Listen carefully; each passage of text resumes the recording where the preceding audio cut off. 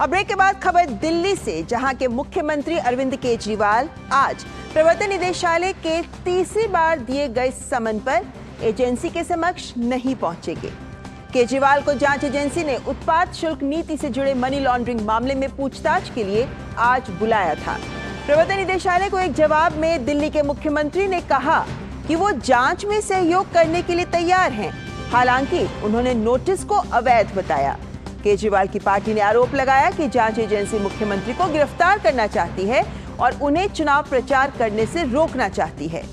2 नवंबर और 21 दिसंबर के पहले 2 समन पर संघीय एजेंसी के सामने पेश होने से इनकार करने के बाद केजरीवाल को ये तीसरा नोटिस था। और केंद्रीय सूचना एवं प्रसारण मंत्री अनुराग सिंह ठाकुर ने कहा कि आज के दिन आम आदमी पार्टी सबसे भ्रष्ट पार्टी है और अरविंद केजरीवाल बार-बार ईडी के समन पर पेश नहीं हो रहे। इसका मतलब है कि जरूर कुछ गड़बड़ है।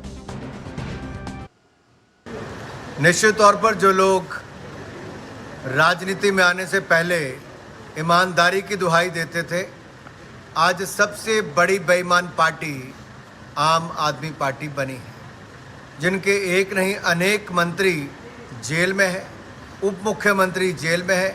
अब मुख्यमंत्री भ्रष्टाचार के मामले में ईडी के समन को बार बार नकार के हाजिर नहीं हो रहे हैं। इससे स्पष्ट दिखता है कि कहीं ना कहीं दाल में कुछ काला है, या तो पूरी दाल ही काली नजर आती है। और भारतीय जनता पार्टी ने प्रेस कॉन्फ्रेंस कर दिल्ली के मुख्यमंत्री अरविंद केजरीवाल पर हमला बोला।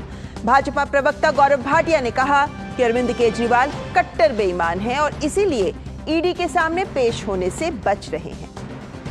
जनता ये जान चुकी है आप कट्टर बेईमान हैं, पहला। दूसरा, जनता ये जानती है कि आप ही घोटाले के किंगपिन हैं।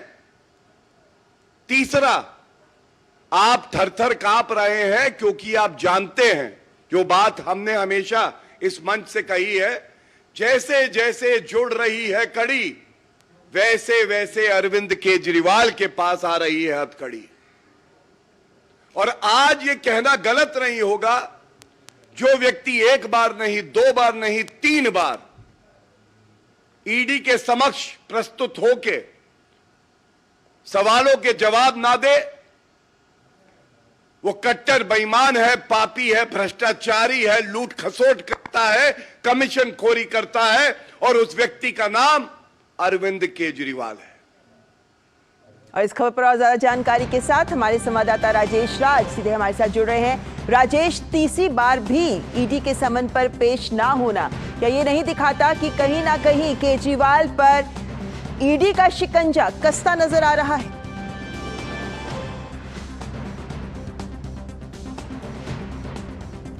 हाँ, देखिए, निश्चित तौर पर ममता, आपने बिल्कुल सही कहा कि जिस तरीके से अरविंद केजरीवाल लगातार ईडी के सम्मन को ठुकराते रहे हैं।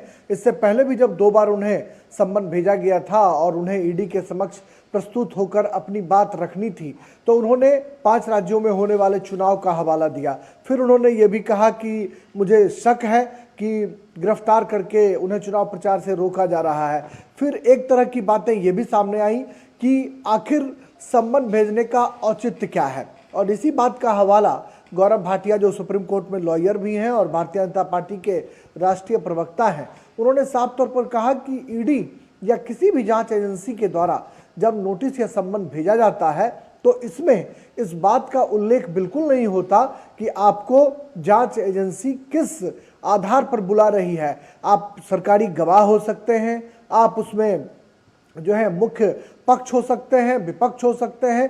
ऐसी स्थिति में जिस तरीके से ईडी के तीसरे सम्मन को भी अरविंद केजरीवाल ने ठुकराने का काम किया है, कई तरह के राजनीतिक गलियारों में सवाल खड़े कर रहा है और भारतीय जनता पार्टी कोई कोर कसर नहीं छोड़ना चाह रही है अरविंद केजरीवाल पर हमला बोलने में। और शायद यही वजह है कि आज प्रेस कॉन्फ्रेंस कर भारतीय जनता पार्टी के राष्ट्रीय प्रवक्ता गौरव भाटिया ने अरविंद केजरीवाल पर भ्रष्टाचारी होने का, कमीशन खोरी का और कई तरह के अन्य जो संगीन आरोप हैं, उन्होंने यह आरोप लगाने के काम किए और कहा कि शराब घोटाले की जो आंच है वो कहीं ना कहीं मुख्यमंत्री की कुर्सी तक जरूर पहुंचती है।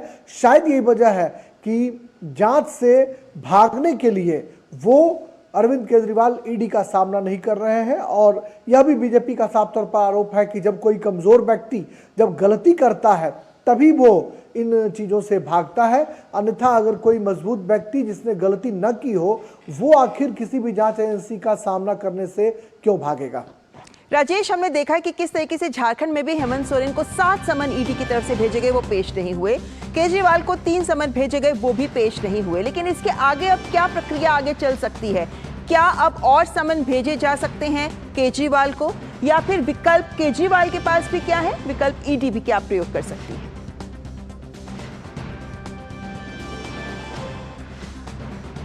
देखिए, ईडी हो चाहे सीबीआई हो या कोई भी जांच एजेंसी, उसका विशेषाधिकार होता है कि वो सम्मन में पेश नहीं होने के बाद वो आगे की जो कार्रवाई है वो कार्रवाई करे। यह जांच एजेंसियों के विवेक पर निर्भर करता है कि आखिर जब उनके सम्मन को लगातार कोई ठुकराता हो तो फिर कोई विशेष अधिकार का प्रयोग करते हुए उनके खिलाफ कोई ठोस साक्ष्य के आधार पर उनके खिलाफ कार्रवाई की जाए। अब ये देखना होगा कि ईडी अरविंद केजरीवाल के मसले पर क्या कुछ करती है, यह देखने वाली बात होगी। और ऐसा ही जो मामला है वो हेमंत सोरेन जो झारखंड के वर्तमान मुख्यमंत्री हैं उनके खिलाफ भी देखने को मिल रहा है कि एक के बाद एक कई एक सम्मन को भी ठुकरा चुके हैं और राजनीतिक जो हालात हैं उसको, परिस्थितियों को वो टटोलने में लगे हुए हैं कि क्या अपनी पत्नी को मुख्यमंत्री बनाएं या फिर कोई दूसरी संभावना तलाशने की कोशिश करें। हो सकता है कि अरविंद केजरीवाल के सामने भी इस तरह की चुनौतियां सामने आए, क्योंकि उनके जो सबसे राइट हैंड थे